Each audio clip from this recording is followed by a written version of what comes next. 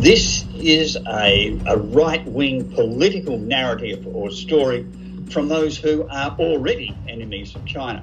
So it's not unusual that these sorts of people will find fault with China no matter what China does. Will China's actions expand its influence? Yes, certainly.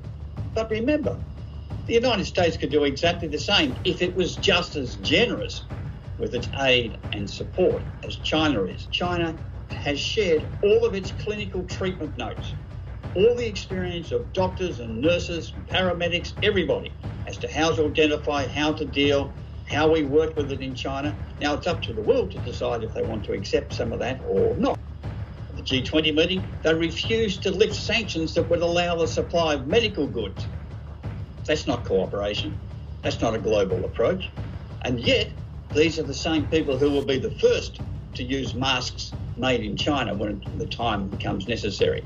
So it's part of an ongoing political narrative that's been there before. They are using COVID as an excuse to push that agenda harder and faster.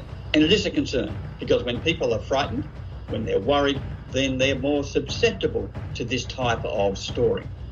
The best thing that China can do is to continue what it's doing at the moment, which is being generous in sharing its knowledge, generous in sharing its aid, generous in sharing its information. And yes, this will benefit China, there is no question, because China will be seen as stepping up while others have been stepping down. It's the best that China can do. And that's the key factor. It is open, it is transparent in what is happening in terms of controlling COVID within the China environment and sharing that information with the world scientific and medical community.